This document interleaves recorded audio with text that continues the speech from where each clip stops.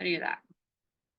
All right, so getting into chapter 11 has to deal with microbial control methods. This is literally talking about, like, you know, how effective a cleaner is at cleaning a surface, or what cleaner you should choose for what occasion, or how many microbes does this cleaner clean versus that cleaner, and all of that, because not all things work as effectively as everything else. So this is important to consider when you guys are working in the healthcare field, because of you'll be the ones choosing which cleaners you need to be using, and you should probably know why you're choosing what. So here are some terms that are important to understand as far as you know, when we get into talking about how this stuff works. Sterilization. Sterilization, for something to be sterile, we're talking about the destruction of all microbial life. This includes endospores. No microbes should be surviving at all. So that's what sterile means. Whereas if you're disinfecting, if something's been disinfected, that is not sterile, okay? Disinfection means you're destroying most microbial life and reducing contamination on inanimate surfaces, okay? So you disinfect inanimate surfaces. You do not disinfect skin, right? Antisepsis is also called degermination. I will never refer to it as that. I will only ever call it antisepsis. This is the same thing as disinfection, but here we are talking about the living surfaces, so it gets its own term. So if we're disinfecting a living surface, then it is called antisepsis. You know, use antiseptics for that sort of thing. Okay. Then we have decontamination, which is also called sanitization. And I don't refer to this term a whole lot, but if I do, it's going to be decontamination. This is mechanical removal of microbes. This could be animate or inanimate surfaces here. Okay, but when I say mechanical, we're talking about scrubbing and stuff like that. Okay, so a lot of times, as I'm sure that you're going to become aware, we have more than one of these going on at a time. Because if you're going into a surgical suite and you're having to scrub before you go in, you're not just using mechanical scrubbing, right? You're also using something like Hibiclens or something like that for scrubbing. That has chemicals in it and detergents in it that help remove the microbes as well. So it's not just one or the other always. We usually are having combinations of some of this stuff. Obviously, if you are doing any sort of combination of a thing that ends up removing all microbial life altogether, then you are sterilizing. That's just what it's always going to be referred to as if you achieve that. Okay. All right. So this is a great chart to refer back to when you're studying. Okay. I actually usually have people kind of go through maybe even the study sheet, I guess, now that we have a study sheet. We didn't have that before. We just had study slides, but you go through the study sheet and remake this, like just from that information, and see how well it lines up with what this is presenting, and seeing, you know, if you have any misunderstanding of what goes where and how and why. And I would go as far as to include the detailed, you know, examples of some of these where you can, where they're listed anyways in the study sheet, right? Because some of that stuff, not all the stuff we're going to talk about in all of this is on the study sheet, but I would definitely put the stuff that is into this. So it does separate things by physical, chemical, and mechanical removal methods. And here we'll talk mostly mechanical about filtration. And when we get into talking about the physical agents, I usually lump in that with that, because I don't know, they fall in the same area in my mind. They're not chemical, then I put them in those areas together, but they are separate things. The physical agents, as far as things like heat and radiation, and you can see it divides it into those two actually. Dry versus moist heat, and then radiation can be divided into ionizing versus non-ionizing. The different chemical agents, we'll get into those, and then mechanical, again, filtration mostly, it can be air or liquid. So when we're trying to remove anything, any of the microbes from whatever surface or anything like that, some of these microbes obviously are going to be more resistant than others. And we've already mentioned a lot of this in class. We talked about the endospores being obviously the most resistant as far as those living microbes or potentially living microbes could be. But mycobacterium with those waxy coating on the outside, remember that mycolic acid wax, that makes them more resistant as well. So they're right there, right under the bacterial endospores. Then we have Staphylococcus and Pseudomonas. These guys are just better suited for harsh environments. But anyways, we could go down the whole thing, but we're not going to do that. We will notice just really quickly that whenever we list out the viruses down here, we have the non-enveloped and then the enveloped. And so the more susceptible one is the enveloped virus. Okay, so that includes COVID. COVID's down here, and the enveloped virus. It has an envelope. It has that membrane that it stole from its host when it was budding out. And they are more susceptible because they're, more and less resistant, I guess we'd say, but more susceptible to these cleaners that we're using because of that envelope, because it can get like broken up and dried out a lot faster, and they needed it to maintain their structure. So if they can't do that, then they die faster. So interesting to think about whenever you think about how easy it is to transmit a virus, even an enveloped virus like COVID, that I'm telling you that it's one of the most susceptible things to these things. It really puts it into perspective how resistant things like endospores really are. They really are very resistant. Okay, so we know endospores are the most resistant ones, and so they really we have to be gearing more towards sterilization to get rid of these in order for it to be effective. And then anything else that doesn't sterilize or get rid of endospores, typically those control methods like disinfection and antisepsis, they are going to be less hardy for microbes that are less hardy than endospores. So the endospores are like your line, basically, like where we draw the line. Whether you kill them or not basically determines your ability to sterilize and be the most effective possible. So sterilization, going back to this, any material that has been subjected to sterilization, we call it sterile. So we've removed all microorganisms, including endospores and all viruses. Surgical instruments, syringes, packaged foods, stuff like this, some packaged foods anyways, you might want them to be sterilized if you can sterilize them. Obviously, surgical instruments and syringes really have to be sterilized. So when we come back to this image here, and I have not even mentioned these guys, the prions, right? The prions, they are those infectious protein particles. And they can cause diseases like mad cow disease and that, CJD, and that's we are not mentioning that in sterilization because they are at a whole other level. Like they were above the endospores you saw. We cannot sterilize out a prion using normal means. Okay, it has to have extra high sterilization temperatures if we're doing high temperature, or really strong alkaline conditions and stuff like that. So we have to do like usually a combination of those two in order to get rid of it. Since we don't see them and we're not expecting to see them pretty much ever, we don't target them regularly. So if we think that somebody has, that sort of a disease, let's say that we think they have mad cow disease or CJD, whatever it is, and we're doing some sort of procedure on them in a surgical setting or something, then they often will dispose of their equipment. They just won't reuse those tools anymore, or they'll have to recalibrate their autoclave, which we'll talk about autoclaves in a moment, in order to better treat whatever that instrument was. But it's pretty serious. Whenever I worked in Southwest, and we would get sample from somebody who's having some sort of dementia or something. So they're running tests for prion diseases on that individual. And we had this whole protocol we had to go through of like, they had to send it up in, we had a dumbwaiter they would send it up in. They'd send up the sample in the dumbwaiter, and we'd get in there, and we'd have to have like 2 sets of gloves on, and it had to be sitting like in a lined container in the dumbwaiter in a container that was in like another container. And then everything had to be like special cleaned after that. And the gloves, like we put off that first layer of gloves and put on another layer if you had to go touch something, and like all this tough stuff.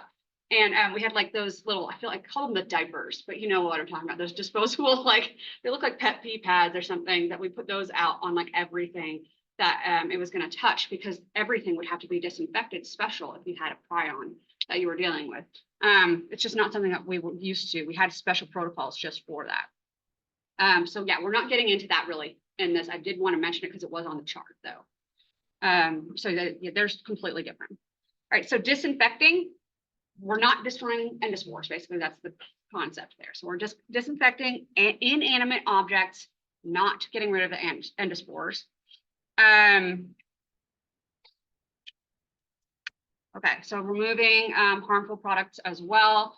So, and decontamination, anything mechanically removing the microbes will reduce contamination to safe levels, so manageable levels. So this will include soaps and detergents. Those can be used to sanitize. That's just helping remove either we'll talk about them soon, but the membranes or how the microbe interacts with the environment. All right, antisepsis. So sepsis is a term that refers to growth of microbes in blood, and we already know what it is to be septic, right? That's literally what this is referring to, overgrowth of microbes where they shouldn't be. So antisepsis is trying to prevent that. So asepsis, like we talk about aseptic techniques in the lab, that is any practice that prevents entry of infectious agents into sterile tissues and prevents infection. So for us, when we're using aseptic techniques in the lab, we're just preventing contamination one way or the other, right? We're not as concerned about pathogens only because we're not working with pathogens in our lab. We're working with any microbe. We're trying to prevent contamination one way or the other. So it doesn't really deal with pathogens in that setting. But anyways, that's aseptic techniques for our setting. So sterile methods, you're trying to prevent things from contaminating. I mean, it really is all that it's about. And then antisepsis, dealing with chemical agents on the body surfaces, wounds, and surgical incisions to destroy or inhibit vegetative pathogens. So here, again, vegetative pathogens, not the endospores, right?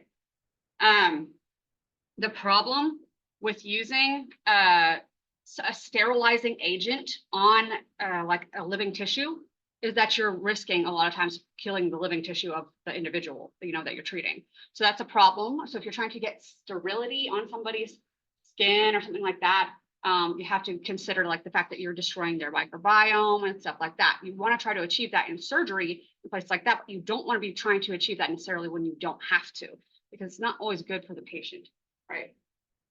It can be difficult. It can be harmful to the patient as well. So cytal, we've learned about cytal and static, right? The differences between the two. Germicide, bactericide, fungicide, viricide, and sporicide is what we have going on here. Kind of the bigger ones here, germicide and microbicide, same difference, right? Those are just germs and microbes in general. Killing those, any of them.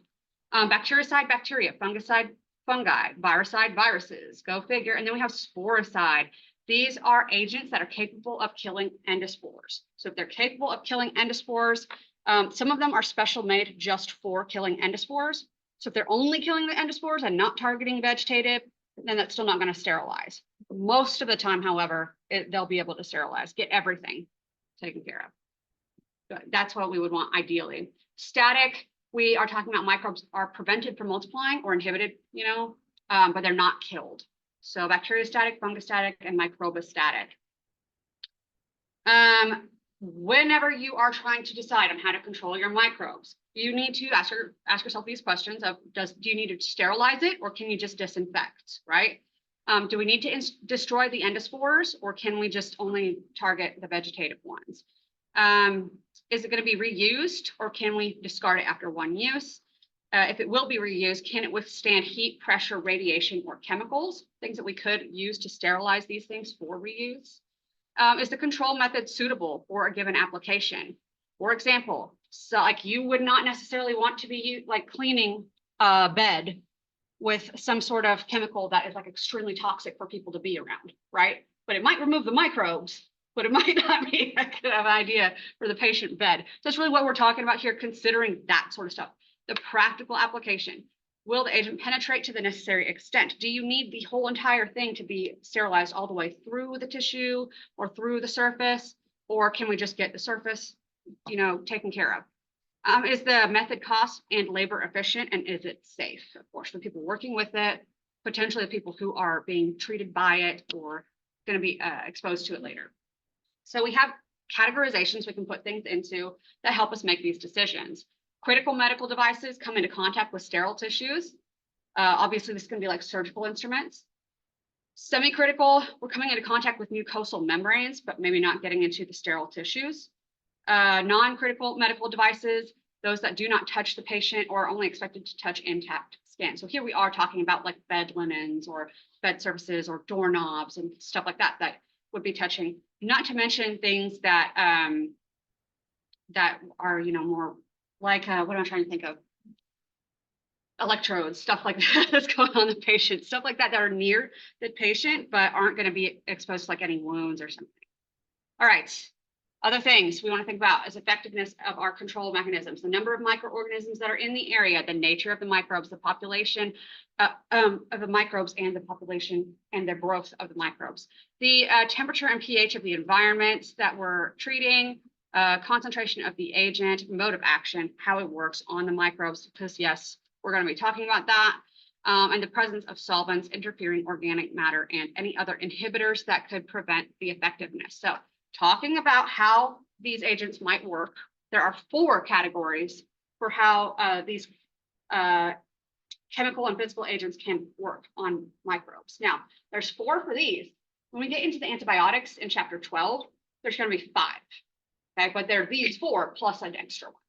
And it's an extra one that we've already seen in lab, actually. So here we go. The cell wall, the cytoplasmic membrane, the things like this is cellular synthetic processes. I hate that, but it's nucleic acids. Let's just say that, okay? And then proteins, protein production. Typically, we're talking usually about the ribosomes for the most part, right? So those are what we're talking about with the control methods. When we get into the antibiotics, you'll tack on a whole other one, which was folic acid synthesis. You guys remember that? That was our SXT, sulfamethoxazole, trimethoprim, Bactrim, basically, you know. All right. Things that cause damage to the cell wall will either block cell wall synthesis, digest the cell wall, break down the surface of the cell wall, and then things that don't have their cell wall anymore can become lysed more easily. Detergents and alcohols are the most common ones that we would think of when we think of disrupting the cell wall. Detergents and alcohols. Now, some of these also work in multiple ways. They don't always have to just be one. I'll say that because that's definitely the case with alcohols, okay? Cell membranes, we can lose permeability, loss of vital molecules, leaking out of the actual cell, we can cause that, and then allows entry of damaging chemicals in. So we can usually combine things that break down the cell membrane with things that would, you know, hurt things inside of the cell so they can work a little better. Surfactants are polar molecules with hydrophilic and hydrophobic regions. So they have 2 different things going on, right? So they're amphipathic, hydrophilic and hydrophobic, just like our phospholipids in our membranes. So I say that because they're meant to mimic the phospholipids in your membranes. They bind in the lipid bilayer, they penetrate, and they open up leaky spots in there because they're able to squeeze in there with their amphipathic tendencies. So we can leak that stuff out, and then it helps get stuff in other chemicals. So here's an example. We have our normal lipid bilayer that would look like that, sort of. And then our surfactant molecules, they've got a charged head and a hydrophobic lipid tail, or lipid-like anyways, hydrophobic. Anyways, they stick in there just like the phospholipids would. But because they're a different chemical makeup, they cause disruption of the membrane, and you can see that that would be a bad deal, letting things in and out that shouldn't be. Okay, things that affect protein and nucleic acid synthesis. A lot of times talking about inhibiting ribosomes, like I said, to inhibit protein synthesis. And for nucleic acids, we obviously need our nucleic acids to function, whether we're talking about DNA or RNA, in order to make the proteins happen, which is usually how anything functions in a microbe. So we can impede transcription. Remember, that's DNA to RNA, or DNA genetic codes, changing the genetic code of certain, causing mutations, basically, is what I'm trying to get at here. Okay. So impeding transcription or mutating. Alrighty, and that is going to be more common than you might think. So we know about proteins and how important the shape of the protein is for the function of the protein. That has a lot to do with the hydrogen bonds, and that the effective working holo enzyme, for example, for enzymes, would be in the native state then, right? So that's a normal functioning state. Denaturing something, whether it's protein or DNA, which we've mentioned with DNA several times in the case of PCR, especially, right? Heat breaking apart those strands, that's denaturation. It's the same concept with the proteins, heat causing those hydrogen bonds in the proteins themselves to break. And now our structure isn't correct anymore, and it can't function anymore. And that is what we're talking about with denaturation, right? Moist heat is very effective at achieving this. The example that it gives us, whenever you boil an egg, are you guys going to be able to take the egg white of a boiled egg and turn it back to how it was before? Never, right? So that's the idea of protein denaturation. That's exactly what's happening whenever you cook food. You're denaturing proteins. So it's, irreversible. And then we have strong organic solvents like alcohols, acids, and then some phenolics that can also achieve denaturation of proteins using a chemical means to do that rather than moist heat. Then we also have metallic ions that can prevent the action of certain enzymes. So it's just, we have a normal enzyme in the native state down here. We bind our substrate over here or over here, whatever. You denature with whatever means, chemical or physical. And now the substrate can't interact properly and get, interacted with. We can cause it to have just a different shape, but not quite fully denatured. That allows it so that we can no longer bind with the substrate. Or we can block the active site with certain agents like metallic ions, so that now we can no longer act on the substrate that way. So those are all different ways we can affect the actual enzyme functioning without getting involved with the ribosome level of things. Now, I can tell you right now, this is great talking about how these proteins will function right at that protein level. For these agents, when we get into antibiotics, they're almost all affecting the ribosome. So I'm just letting you guys know that ahead of time. Okay, heat is the most widely used form of microbial control. We use this in our lab. We already know this, right? So that's no surprise there. Other methods will include radiation, filtration, ultrasonic waves, and cold. Now, we're not going to be talking about ultrasonic waves. It's a weird thing, and we don't need to understand about it. You guys aren't really going to worry about it. Then we have cold. Isn't going to kill. It's not going to kill the microbes, but it will inhibit growth, right? So most things are not going to be killed by cold. You think you freeze in your chicken breast is going to get rid of that salmonella. I hate to break it to you, but it's not. Okay. All right. You're just putting off, the moment of truth, really. Here we go. So hot water, boiling water, and steam, that's moist heat. Okay. And you might see it might be really obvious to you, but it's not all as effective as, each other. So really we can do this at lower temperatures and shorter exposure times than with dry heat.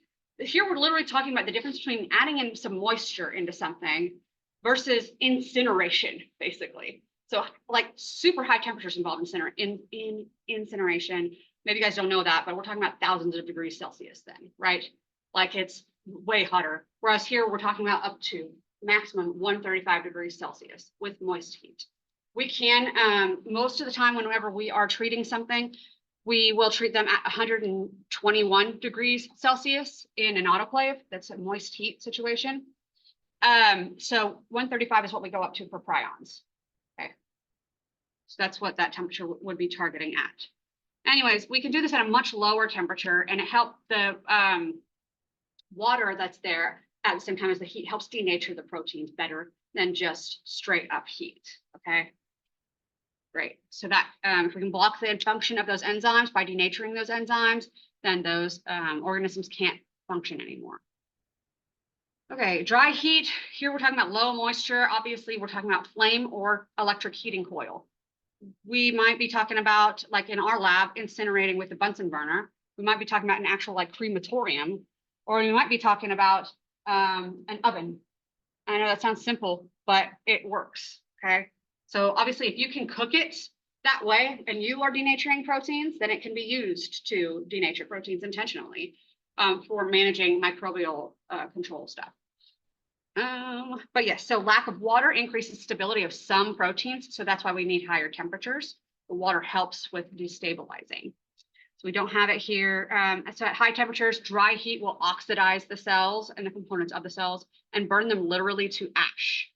That's the goal here. So here is a comparison of the effectiveness.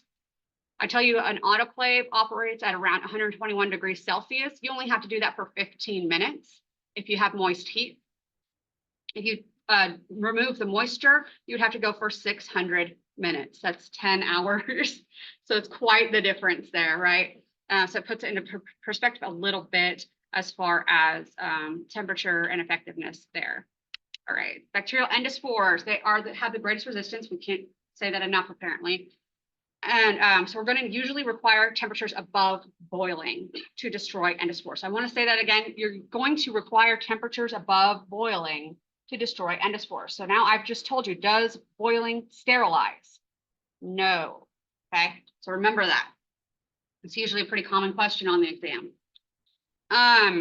But yeah, so depending on the cell, vegetative cells can vary in their sensitivity to the heat. It just depends on the species and stuff like that.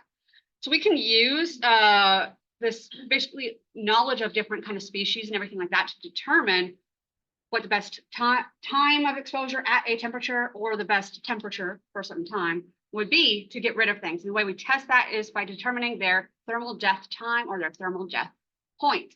The thermal death time is the shortest length of time that you need to expose the sample to in order to kill the microbes at a specific temperature. So you have a specified temperature, let's say 121 degrees Celsius. What's the shortest length of time needed to kill, in your situation, those microbes that you're looking at in that temperature? Then thermal death point is the lowest temperature you need to kill your microbes at for 10 minutes. If it's exposed for 10 minutes, what's the lowest temperature you can put it at to kill these guys? So thermal death time, shortest length of time exposed to one temperature. Thermal death point, lowest temperature in 10 minutes, a set amount of time. Okay, moving on. Boiling water.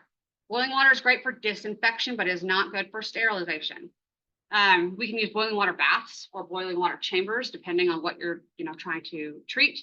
A single process at 100 degrees Celsius, which is boiling, will not kill all resistant cells. We already mentioned about the endospores, yeah. So exposing materials to boiling water for 30 minutes will kill most non-endospore forming pathogens though, okay? So the problem is items can be easily recontaminated. You remove it from the water, it's no longer at boiling temperature, instantly can be recontaminated by the environment. So it's useful for home disinfection of water. If you're having to prepare your drinking water, if you live in Bethany, which I do, they sometimes have boiling warnings because they have problems with E. coli occasionally in their water. So they'll have, alerts go out saying that you need to start boiling your water for X amount of time because the frickin' E. coli in their water, because they have disgusting water. But if you guys don't know this, I'm not being facetious. Bethany has some of the worst water in the state. And yeah, it's just Bethany. You'd think that little location wouldn't matter, but they mix their groundwater with Oklahoma City water. So Oklahoma City water already isn't that great, in case you didn't know that. But yeah, it just makes it worse. And anyway, I literally have a reverse osmosis system in my house because of it. It's just awful water. It really is bad. Right, so recontaminating, that's a problem. But if you need to boil your water to treat it to make it drinkable, or if you're camping, for example, if you're getting water out of a stream and you're camping, hiking, whatever it is, boil your water. That's great. You won't get rid of the endospores, but you'll probably get rid of Giardia and stuff like that. Okay, which is good. You want to get rid of that. If you have babies, you want to keep things as clean as possible. Boiling their stuff is great for keeping it clean. All right. This is clothing from the sick room. I guess that's if somebody is sick in a room, then the clothing in there, I guess. I don't know, whatever. It sounds like it's ancient times though. Pasteurization. We've kind of probably heard of this if you've heard of your milk being pasteurized. By the way, your milk is pasteurized. So what it is basically cycling temperatures. So you're going at one temperature. So it depends on what way we're going, flash or batch, but go at, let's say for flash, 71.6 degrees Celsius, which is pretty high. You'll do that for 15 seconds, okay? And then cycle down to room temperature or even cooler. And then cycle back up and then back down and up and down until you have achieved a level of inactivation of microbes that is acceptable, basically. So this is absolutely not going to sterilize, right? We're killing as many microbes as we can with these short exposures. In batch methods, of course, down here, you can go at a lower temperature if your liquid is more, sensitive, because in milk, we've got proteins that we want to maintain the integrity of. So we don't want them to get heated up too much. But anyways, then 30 minutes for that. So ultra pasteurization might be exposing these for longer periods of time or higher temperatures or something like that, but it's still pasteurization. And you can also have filtration. in order to treat like milk and stuff like that. That maintains the integrity of the beverage, but yeah, still removes the microbes. So this can inactivate most viruses and destroy vegetative microbes of about 97 to 99% of bacteria and fungi. It will not kill endospores, and it will not kill any heat-resistant microbes. We do this with milk, wine, and beer, and some other beverages as well. Some juices, for example, might get treated this way, especially if they're trying to maintain the integrity of all of the nutrients in them. So yeah, so this makes sense, right? This makes sense to us if you think about your milk. If you take your milk, especially like if you have whole milk, let's say you go buy some regular whole milk, Highland brand or Brahms brand, I don't know what, and you keep it in your fridge. I don't drink a lot of milk. I really don't. Like maybe have like, I'm not even a glass. I don't drink it at all. But I might dip my Oreos in it. That's as far as I get with milk. I hate milk. But and I buy Lactaid. I don't know if you guys have noticed, but Lactaid lasts forever in the fridge, like really, really long time. So if you don't drink a lot of milk, buy Lactaid. Like really, trust me on this. But anyways, if you buy regular whole milk, let's say, that stuff has like an expiration date from like a week from whenever you purchase it about, right? And if you let it sit really past that week, it goes chunky and nasty pretty quickly, even if you don't open it. So that's the problem, right? That's why, because we're not getting rid of all the microbes in it. If it was sterile, there'd be nothing to ruin your milk, right? So we know it's not sterilizing. So if you can remember that pasteurization doesn't sterilize. So how do we sterilize using moist heat? I say it's the best way to sterilize. How do we accomplish it? The autoclave. And the autoclave uses heat, moisture, and pressure, okay? So we can use combinations of these to decrease the amount of time that we have to expose something to that temperature, decrease the amount of temperature for the amount of time, et cetera, et cetera. So whatever you want to do. Typically, the most common situation you'll see is this one down here. That'll be the 15 PSI, that's pounds per square inch. That's the pressure, which is higher, which is, I believe atmospheric is 1, okay? Anyways, this will be combined with 121 degrees Celsius. 100 degrees Celsius is boiling, right? And then 20 minutes of exposure. This is very common autoclaving procedure for pretty much anything that isn't a prion, okay? So that's very, very common procedure. You might go a little bit longer depending on what your application is, but it's usually this, especially for solid things. So we have heat-resistant materials, glassware, cloth, metal instruments, liquids, and some heat-resistant plastics can withstand this as well. We say liquids, that's how come we have these nice auger plates I can give you guys, or those slants or whatever it is that we do in lab. We autoclave that and it turns liquid in this. And so it like actually gets treated as a liquid in the autoclave. And then while it's still liquid, we pour the plates out and then they cool to solid after it's out. So we have to let it cool to a certain temperature, otherwise it melts the plates though. So that's kind of a bummer, but this is an autoclave and how it would work. I don't need you to know it, but in case you're interested, if you've ever seen them, you can have countertop sized ones for like specific, you know, handheld instruments. They have a lot of those in like vet clinics and stuff. They can just do a package at a time or a couple packages at a time. Or they might even be like this size with some shelves that you can put the stuff on different shelves and whatever. When I volunteered for the spay and neuter clinic for the Humane Society. I mean, they were cranking out animals like nobody's business. It would just be like everything. They just drop all their instruments in these buckets. And then I would have to go in there and get the stuff out of the buckets and then get them ready for autoclaving because they would need them like pretty much cycling through them constantly while they were going through spaying and neutering these animals, which is great. It's great work, but man, it was like, that's all they do, like constantly. So not exciting, not super exciting, but it is good work. But yeah, so I was constantly having to clean those. And the first thing I would do would be take the instruments and put them in this special machine that used ultrasonic waves that would help remove tissue and debris from those instruments. And that's what we're talking about with the ultrasonic treatment, okay? So that helps remove that stuff. Then you can, once it's clean, you can package it up and put it into the autoclave and autoclave it. Make it completely sterile, send it back out to them, wrapped up in a little packet and go. And that's how they do it in surgery as well. It's just not quite that efficient, not that quick.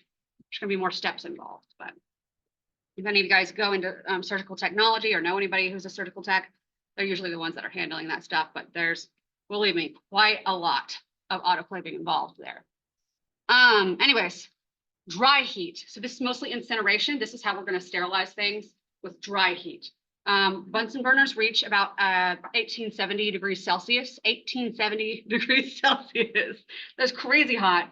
Furnaces and incinerators operate anywhere from 800 to 6,500 degrees Celsius. Not surprising whenever I'm telling you that you are burning somebody's body to ash in a crematorium, right? That would have to be like really, really hot to get that to, oxidize like that. And that's what's going on. So we are igniting and reducing microbes and other substances to ashes and gas. Anyways, literally using heat to drive oxidation and reduction reactions to change things into ash. It's fast, it's effective, but we can only really use this for metals and certain heat resistant glasses. Other things aren't going to be able to resist those high temperatures. We also have hot air ovens. These can sterilize, ovens can sterilize, okay? These are usually going to be electric.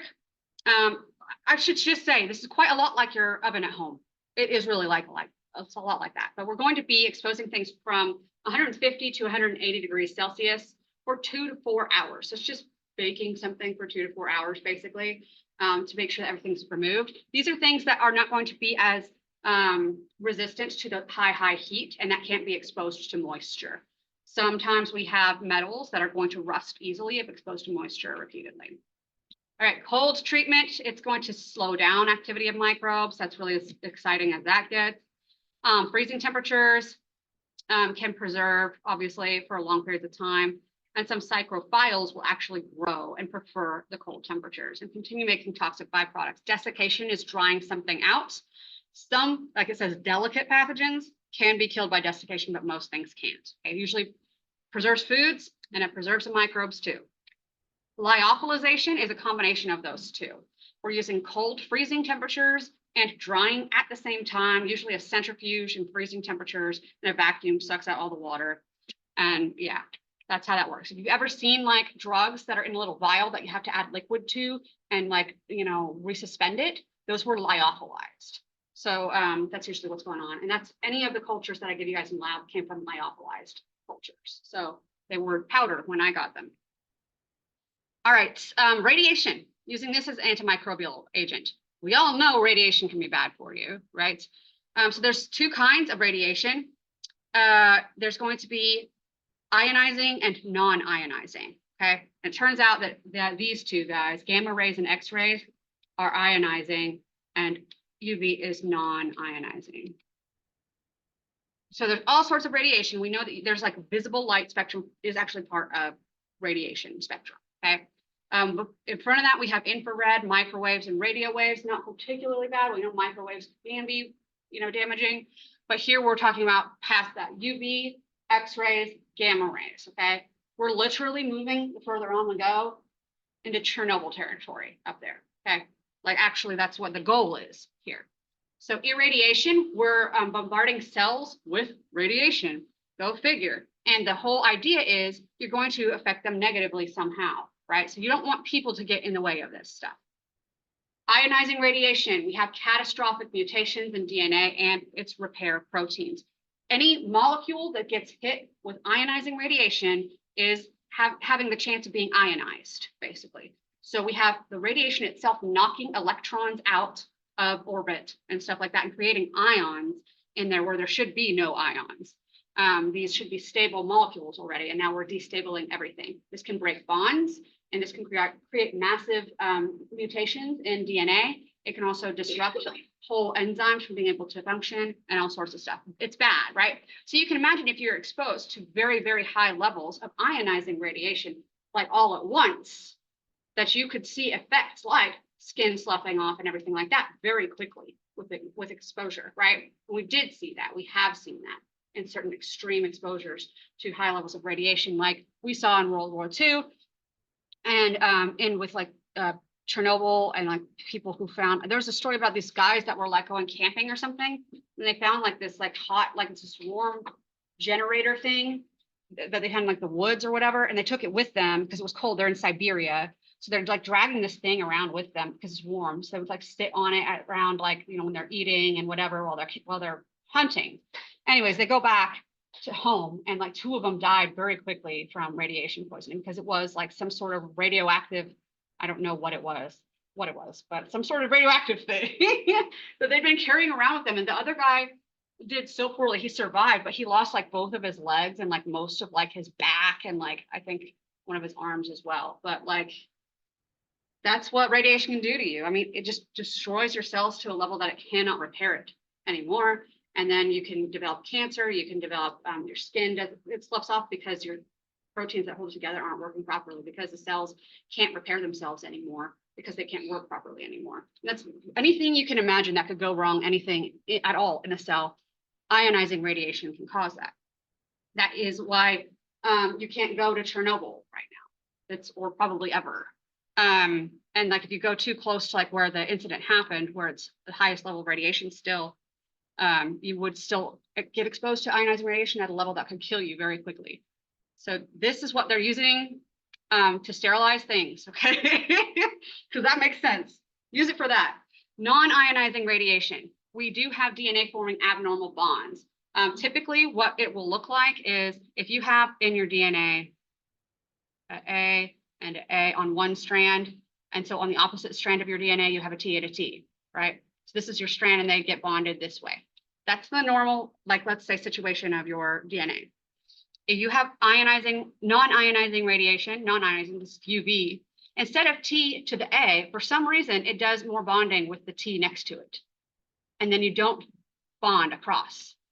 And then whenever you go to replicate that DNA, it can't replicate properly, okay? Unless it catches it. And we do have abilities in our cells to catch that and cut that out and then replace it. But if you don't catch it by a certain point in the cell cycle, then it becomes permanent, okay?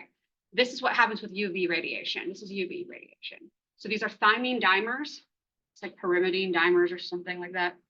But anyways, let's talk about it. So ionizing radiation, we're going to sterilize without heat. Therefore, we call it cold sterilization. Okay, there's complete sterilization, but no heat here at all. It won't even get warm. So this will be used for sterilizing things that, you know, we can't expose to heat, basically. And it's pretty useful for like single-use items. Like if you get a syringe out of like a package and you open it up, typically that's been irradiated rather than anything else because it's just easy and cheap and quick to just irradiate that plastic and then make it completely safe for us to use. All the microbes, dead. But it's not going, there's no DNA in the plastic, so it's not going to affect it really. So yeah, devices that emit ionizing rays will be gamma ray machines, X-ray machines. When we use this for sterilization, it's going to be considerably more powerful than the one for medical diagnosis, and cathode ray machines. So like we said, ionizing radiation, ejecting electrons out of their orbitals, causing ions, and therefore causing mutations and damage to proteins. Non-ionizing, this is UV radiation, exciting the atoms and causing abnormal bonds. UV radiation is going to be ranging anywhere from 100 to 400 nanometers. Typically, the most lethal range for UV is going to be 240 to 280. We usually aim for about 260. And germicidal lamps that you can buy for treating things. Like I'm sure you guys have noticed that like Integris has started installing UV lamps around their parking lots now. So if you guys haven't noticed it, I'm sure you have realized that's what it is. It's all purple. It's ridiculous. Yeah. So when you drive by their parking lots, like all purple. It is like undeniably purple and it's nuts, but that's what it is. It's UV lights and they're there to help reduce the spread of COVID. So that's what it's there for. So that's non-ionizing radiation. As long as you're just walking through it temporarily, it should be fine, right? As long as if you sit out there on top of the roof of your car and lay under that UV light, you got a problem probably.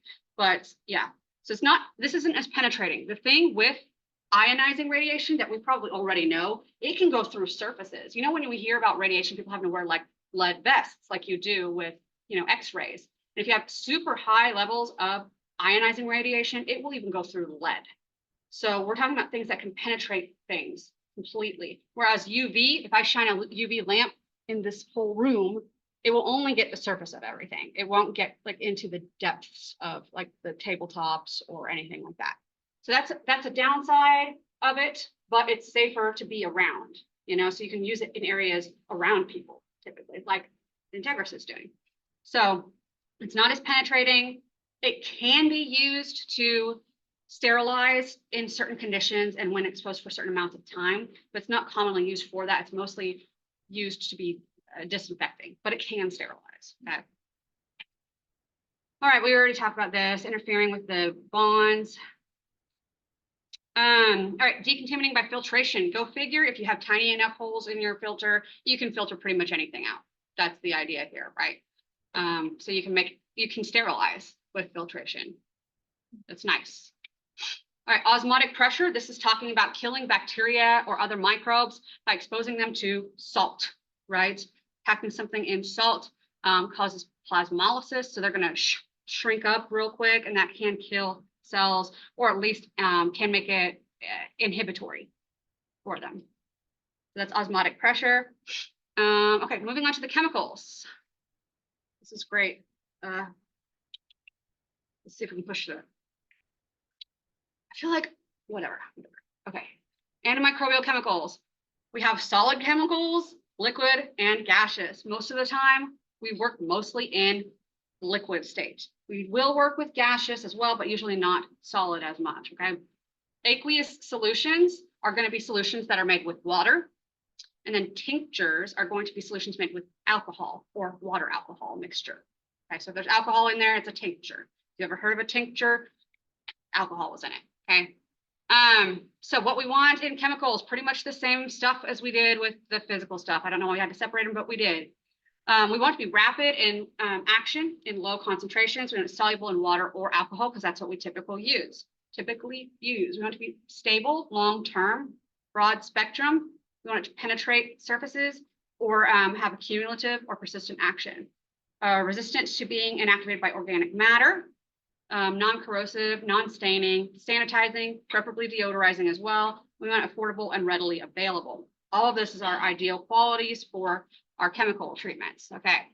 High-level germicides are the ones that are going to be killing even endospores, okay? So these are sanitizing and are not sanitizing, excuse me, sterilizing, and can sterilize if they are properly used, right? At certain concentrations and everything. So we can use these on critical items that we cannot expose to heat. So here we're talking about catheters, heart, lung equipment, and implants that might be damaged by the moist heat situation.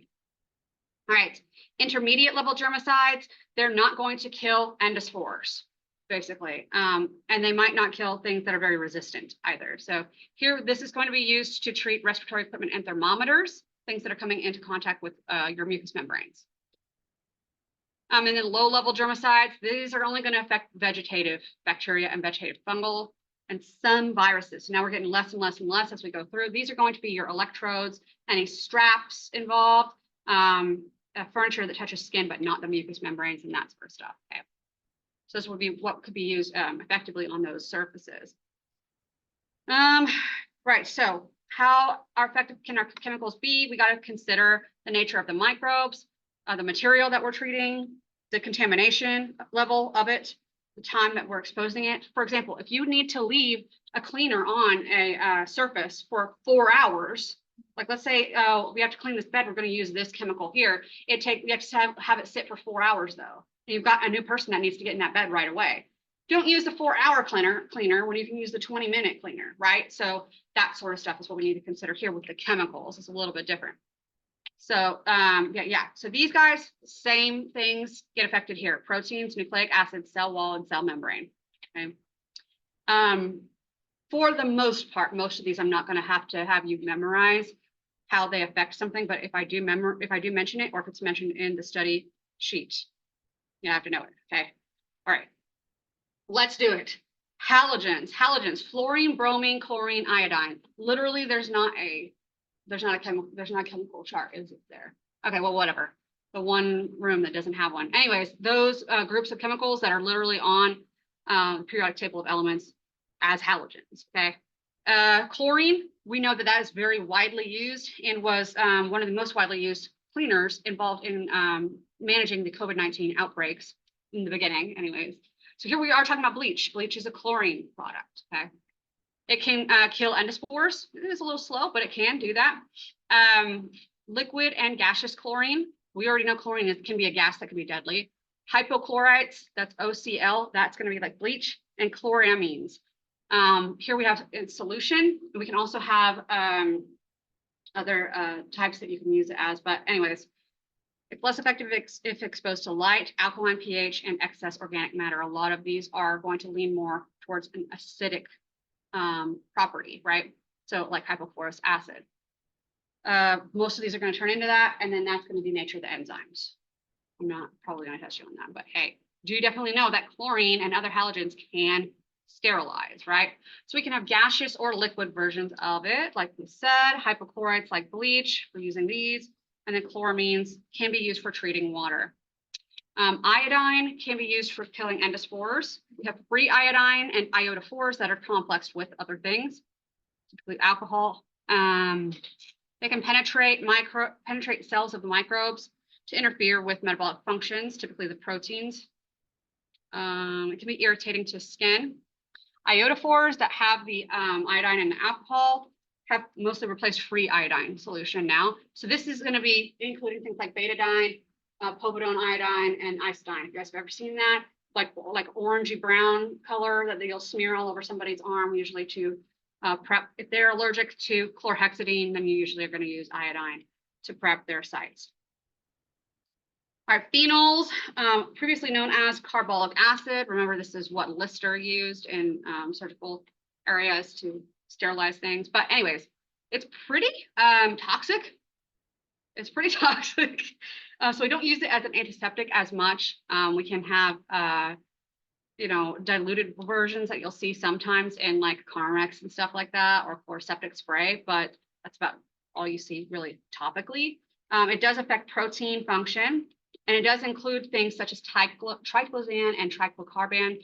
These were banned for a while because of extensive use. People were overusing it, and it was becoming incorporated into the environment around us. So we had to put those are also considered antibiotics. Phenol is the standard that we measure everything's success up against in the phenolic group. But yeah, like I said, it's pretty toxic, and we only use it in certain cases, limited cases. Phenol. Oh, Lister. Okay, the phenolics, the versions that come from it but are not directly phenol, destroy vegetative bacteria, fungi, and most viruses. So therefore, not sterilizing. Okay. They do work in the presence of organic matter. They do have detergent action, and they are not going to be able to use as antiseptics because they're too toxic. Like I said, triclosan, which has this ridiculous name, was banned for a while because of spread in the environment and overuse. And that led to microbial resistance. Now it's only allowed to be used in certain healthcare settings. Chlorhexidine also qualifies as a phenolic. Chlorhexidine, this is going to be Pibiclin, Pibitane, Peridex. Surgical scrubs have this chemical that's in surgical scrubs. Yeah. Okay. So membranes and denaturation of proteins. Oh man, we're talking about it some more apparently. It is a low toxicity. It is mild. It has rapid action. It's not going to be used really for sterilization, but it is very effective. Just not going to remove those endospores. And you can buy a mouthwash for it. All right, alcohols. Alcohols target most bacteria, viruses, and fungi, so not sterilizing. Okay. So we buy in your chlorhexidine washes, or you're buying your alcohol or whatever at the store. You ain't sterilizing anything with these things, all right? Use of bleach for that. All right, microbes, not on your body. Please don't ingest bleach. Don't think I'm saying you need to be drinking bleach or something. Alcohol, we know, colorless hydrocarbons. We have an OH group, right? The typical ones that we see, ethyl and isopropyl. These are useful for antimicrobial control and can be used for asepsis. We know this. Concentrations of 50% and higher will dissolve membrane lipids. So here we've got disruption of the membrane lipids. We've already talked about how alcohol can affect cell walls, right? And we're going to mention here in a little bit about how it has greater microbicidal activity at 70%. Don't buy the 95% alcohols, y'all. Buy the 70% alcohols, because the 70% has water that is needed to coagulate proteins. So we are talking about alcohol being able to affect the cell wall, the cell membrane, and the proteins. Okay, so it's very effective. It's just not sterilizing, okay, unfortunately. Yes, okay, ethyl or isopropyl. Okay, ethyl alcohol is good for skin degerming, disinfection, some equipment, has high evaporation rate. It's the case with isopropyl as well, right?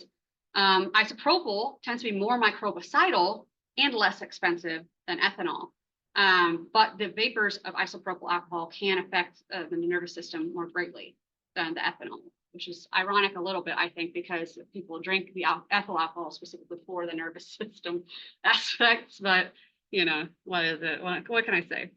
But yeah, so buy the isopropyl alcohol if you're doing home treatment. 70%. Don't get over that.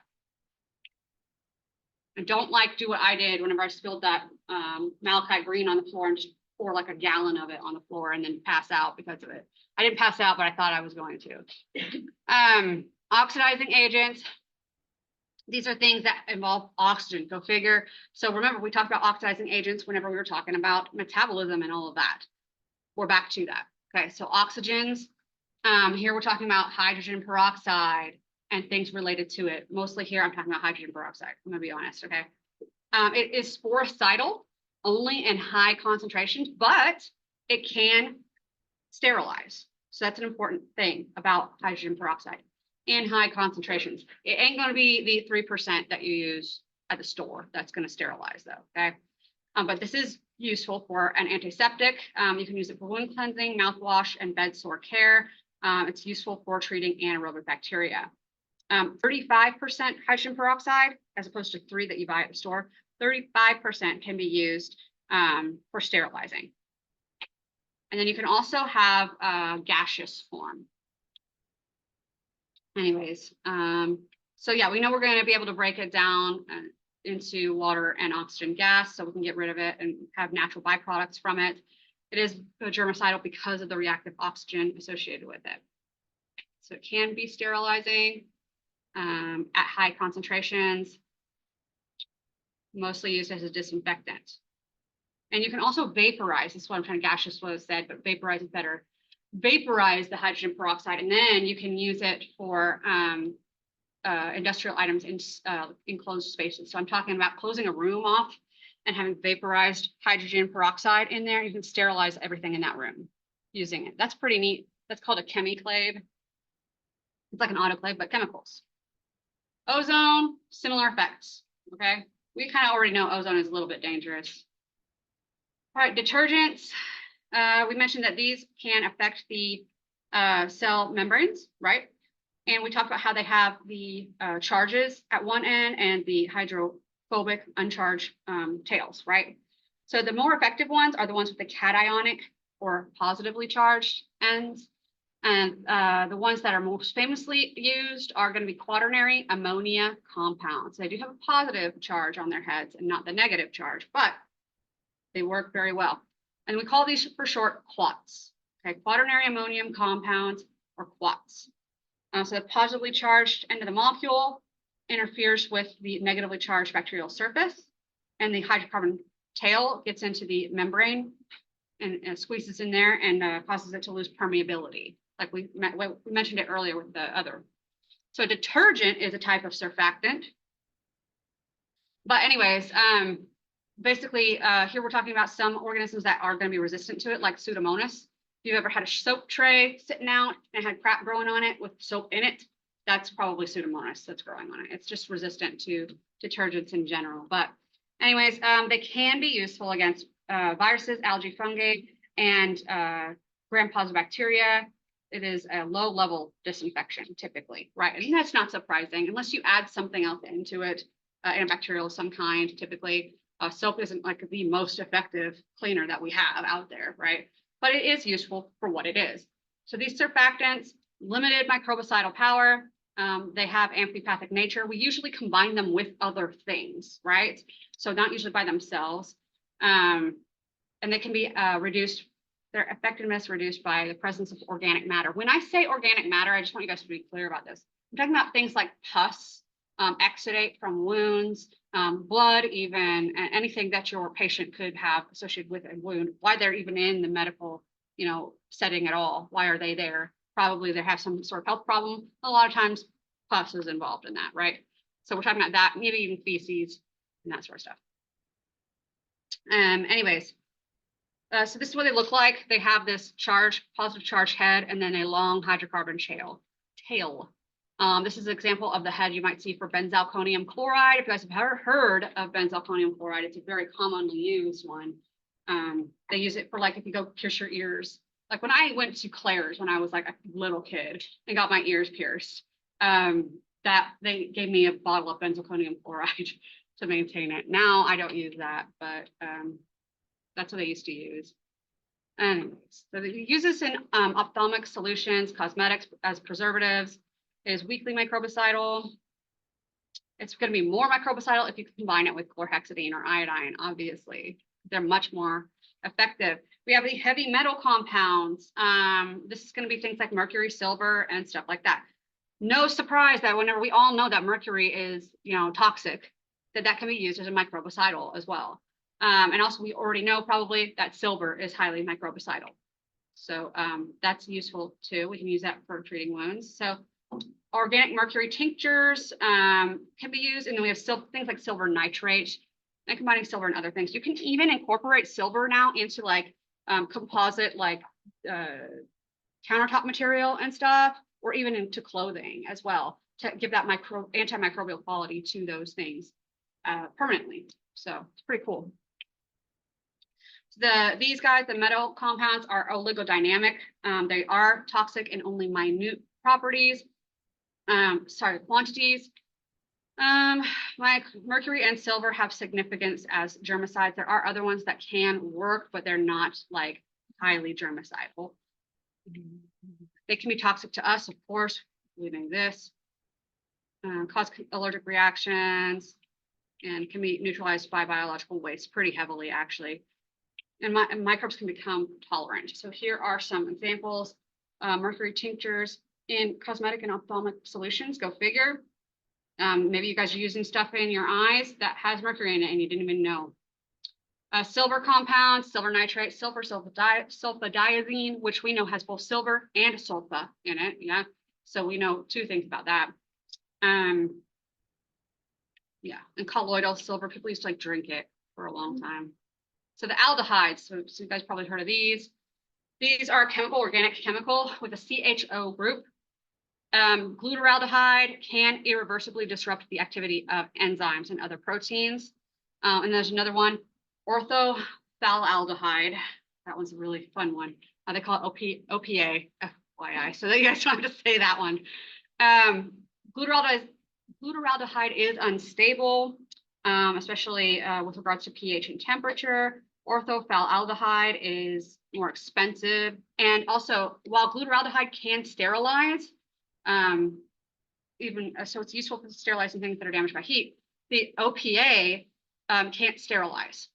Okay, so that's the downside. It's cheaper, it's less toxic, more expensive, but it is less toxic, but it also doesn't sterilize. So it's like you got to weigh like how you're going to be using these chemicals. Formaldehyde, in case you guys don't know, falling into this category, it's extremely toxic. It is a high-level disinfectant and can disinfect and treat surgical instruments. It's used in embalming, and formalin is the aqueous solution of it. Yeah, so OPA, it's non-irritating, it's more expensive, has faster action, but it doesn't destroy the endospores. Okay, gaseous sterilants. Now we have ethylene oxide. This is a very toxic chemical that we can fill a room with and sterilize everything in the room, just like we were talking about with the hydrogen peroxide, except this is way more toxic to people. I think it's a mutagen. Let's see, yeah. It's explosive, there's that, okay? So ethylene Propylene oxide is explosive. So it must be combined with a high percentage of carbon dioxide or fluorocarbon to prevent explosion, because it can spontaneously explode. It seems like spontaneous, but probably exposed to any sort of ignition source at all. It can damage lungs, eyes, and mucous membranes, and it is a carcinogen. So there are limitations there, but we can fill whole rooms and create a chemiclave with it in order to sterilize large, massive amounts of things, like we said here. There's also chlorine dioxide that we can use for treating drinking water and other wastewater, stuff like that. And we used chlorine dioxide to disinfect the Senate offices in anthrax attacks in 2001. All right, acids and alkalis. Shouldn't be too much of a surprise that these guys are going to cause pH alteration, and that can affect your protein functions. So having your food, things like pickles and stuff like that, being acidic, that's what we're talking about here. Also can be used with deodorants and deodorizers, maintaining certain pH level for that to prevent growth of organisms in it. Ammonium oxide detergent and deodorizer. So like that's deodorant. Most of us use some sort of ammonium oxide with that. Yeah, we have organic acids. When I say an organic acid used for food preservation, I'm talking about acetic acid, propionic acid. You might not have heard of that. Lactic acid, very commonly used. Sorbic acid, even ascorbic acid, which is vitamin C. Essential oils can be effective at stopping microbial growth. FDA has approved certain ones. I don't have a list of them here, but if you're interested, it's a real thing, okay? Here's some examples of some of the products that fall into the categories that we've gone over in the chemicals today. And our little last question of the chapter, why aren't there any effective methods for sterilizing animate surfaces, which we talked about in the beginning? Let's see.